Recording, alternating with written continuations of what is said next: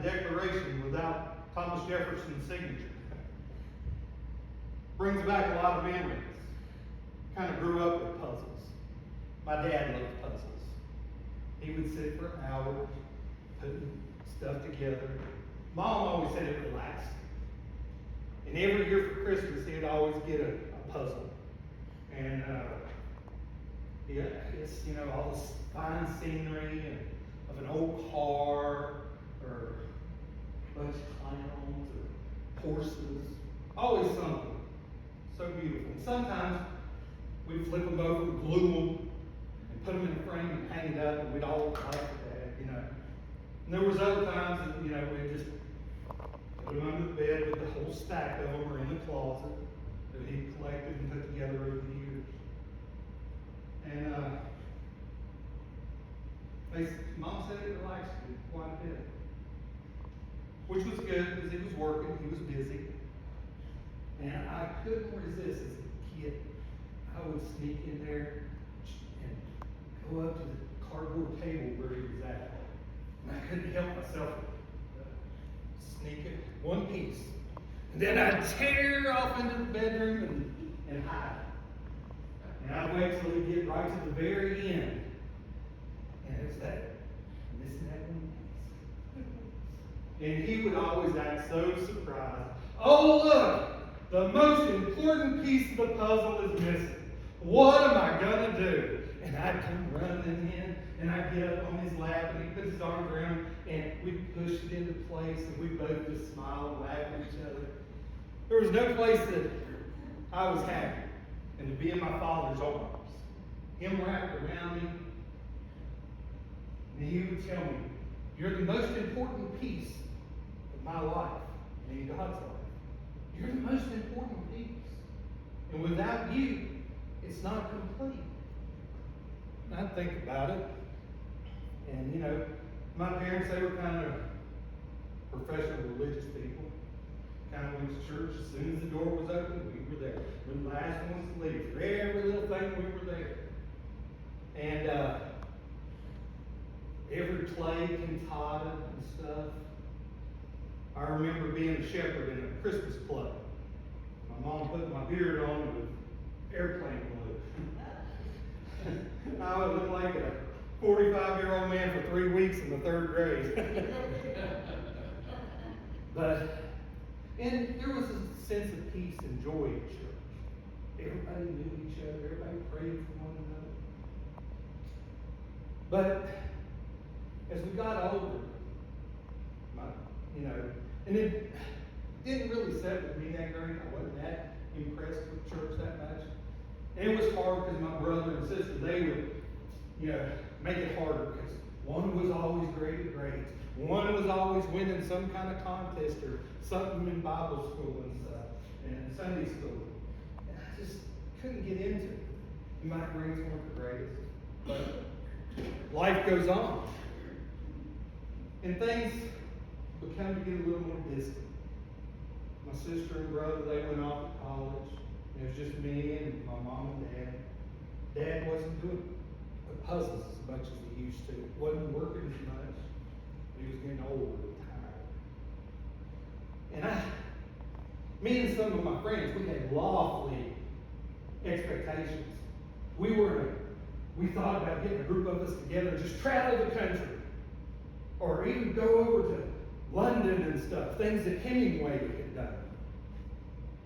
And I brought it up to Mom and Dad, and they said, "Well, God's got a plan for you, but we don't think that's best at this time." And it's like, man, you were messing up my life. I can see my mansion right now. I can see my Mercedes in the driveway. Man, this is what I want. And my dad says, "Well, your mom and I prayed about it, and we just thought, what you thought? What about me? What do I think? It's my life. You're going to ruin it for me. This is my one big chance to be big and famous and rich and what have you." Well, like I said, we prayed about it, and we thought what was best. What's best? What's best for me? What was best for you? Working that same job your whole life, doing them stupid puzzles, And what has it done for you? And the look of hurt in my father's eyes. It would have been great if I could have made some dramatic exit and just left, but I didn't. But time went on, got a little older, and finally I just wrote a note and said goodbye, and I left. And I kind of got a job doing the things I wanted to do.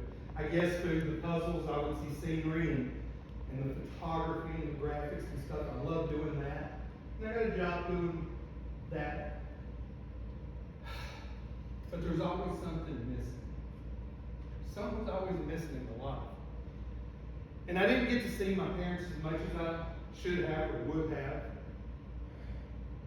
But there was still always something missing. And my friends would say, well, you know, what's so special about you and your dad? What's so great about that? We all have problems with our parents. Yeah, but there was something special with me and him.